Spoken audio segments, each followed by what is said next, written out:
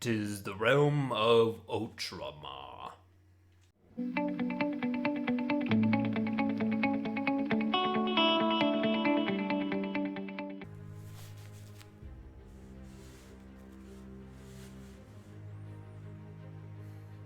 The Imperium of Man is a dominion of colossal size, spanning the galaxy and uniting 1,000,000 worlds and 1,000,000,000,000 souls. To rule over such an empire directly is impossible, even for the labyrinthine organizations that serve the imperial bureaucracy. Instead, the Imperium entrusts planetary governors, warlords, Castellians, and even rogue traders to rule over worlds and territories in the Emperor's name. These fiefdoms range from simple outposts on the fringes of human territory to entire subsectors, almost rivaling the power of Holy freaking Terra building itself. tower. Yet even since the days of the Great Crusade, perhaps no single realm has done more to contribute to the power of the Imperium or win more glory in the name of the Emperor than that of Ultramar. Located on the southern reaches of the Eastern Fringe, the realm of Ultramar has historically consisted of roughly 500 worlds. This number fluctuated across the eras before being reduced to just under a dozen in the aftermath of the Horus Heresy. Despite this, the region has always been one of the wealthiest and most powerful in the Imperium, and its worlds maintain a level of economic and technological sophistication almost unheard of within the greater galaxy. Remember that movie, Fifth Element? Even on its most industrialized planets, Imperial manufacturing centers operate without the toxic wastelands endemic elsewhere in the Imperium.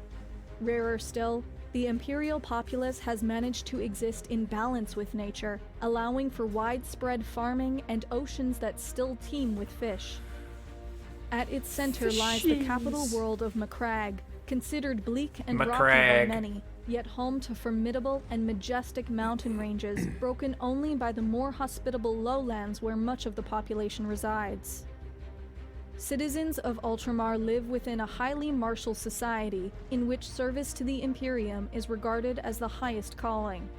This is in large part due to their subservience to the Ultramarines Adeptus Astartes chapter, which draws recruits from Macragge and the surrounding subsector. It is a point of pride, especially amongst the older aristocratic families, to have provided a recruit, and communities proudly display statues and idols of the Space Marines who were born there.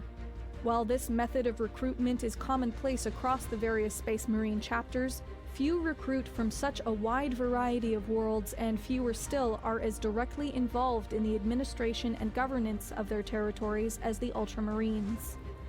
The realm of Ultramar is governed by a largely feudal system very much akin to that of the rest of the Imperium. All within its borders are subjects of the Emperor, but it is the chapter master of the Ultramarines who holds absolute authority and bestowed the additional title of Lord Macragge. Across the millennia, regents of Ultramar have also been appointed, as well as tetrarchs who served as regional governors and ruled over dozens of star systems. The corruption and ineffectual rule that continues to plague the Imperium has seemingly never taken root in Ultramar, and great effort is made to safeguard the prosperity of its citizenry, so long as military requirements are met. The subsector is even exempt from paying the Imperial tithe. Instead, it contributes directly to the Ultramarines chapter. The Ultramarines are the most prestigious and well-known military force to operate out of Ultramar, but each world also maintains its own planetary defense force, and the realm as a whole maintains several other branches of service.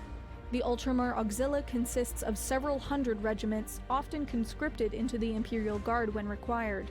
In space, Ultramar operates a sizable defense fleet, with 6 enormous fortresses presiding over strategic positions and valuable shipping lanes.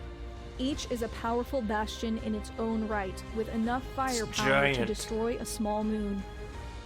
Several paramilitary organizations also exist, including the intelligence service Vigil Operati and the law enforcement agency known as the Praesental Guard.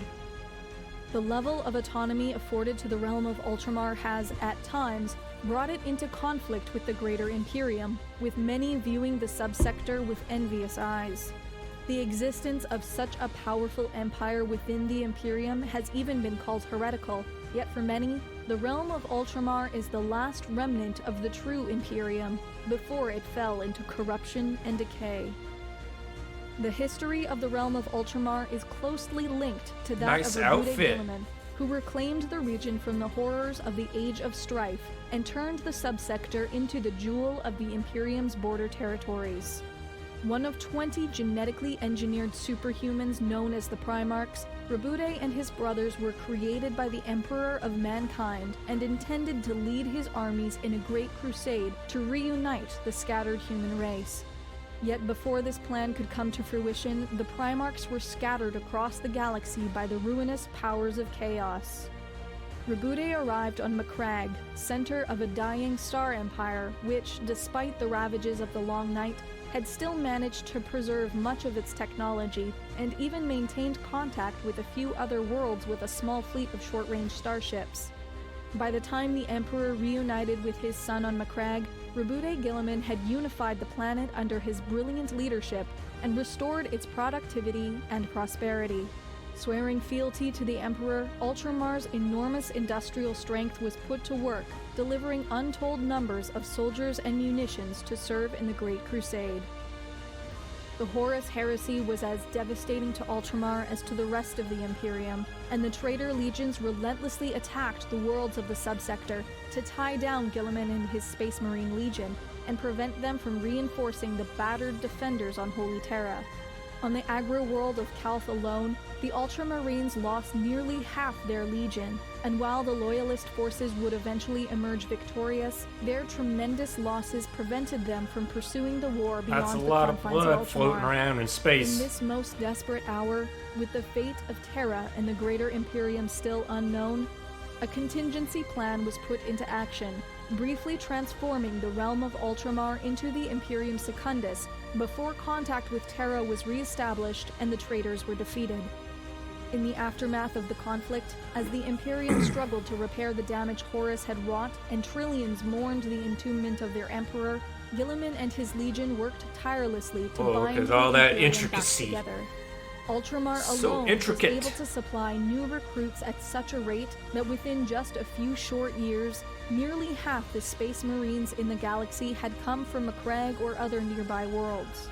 Yet Guilliman was all too aware of the potential for another civil war, and despite the great power of Ultramar, the decision was made to splinter the realm.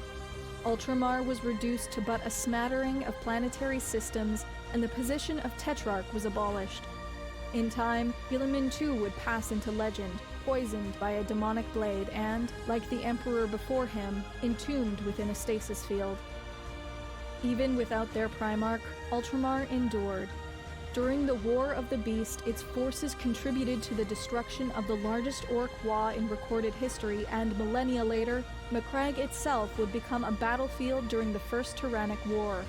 This latter conflict would be one of the most devastating in Ultramar's history, with even Guilliman's shrine at the enormous polar fortress on Macragge nearly overrun by horrific Tyrannid bio-warriors.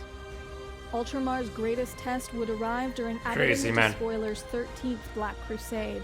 With the destruction of the Cadian Gate and the So galaxy much. torn asunder by the Great Rift, every hope seemed lost, and Macragge was once more a battlefield, as traitor Space Marines of the Black Legion pursued the fleeing Imperial remnants of Cadia to the planet's surface. What they found there, however, would change the fate of the galaxy.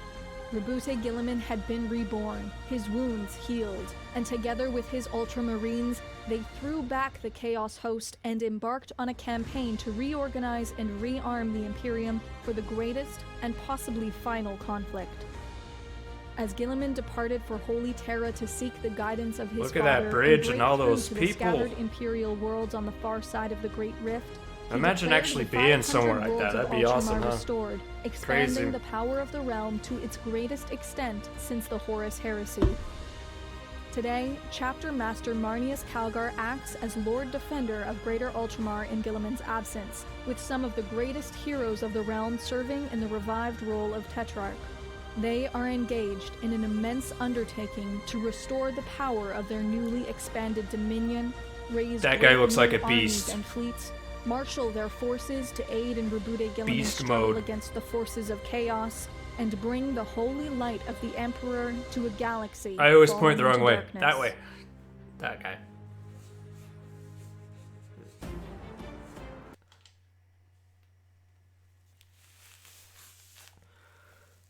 That was cool, man.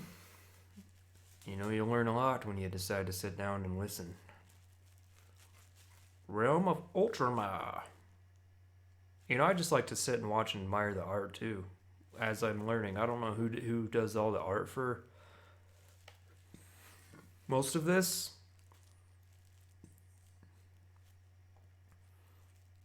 Oh, that's not even Warhammer. I'm looking at this video right here called Immortan Joe's Empire. That's Mad Max. So yeah, this is the Templin Institute. They got plenty of videos. Cool videos too, and you know, if you want to watch something about Mad Max, Immortan Joe's. Oh, I'm sure there's plenty of factions I'm unaware of. Plenty of stuff to learn.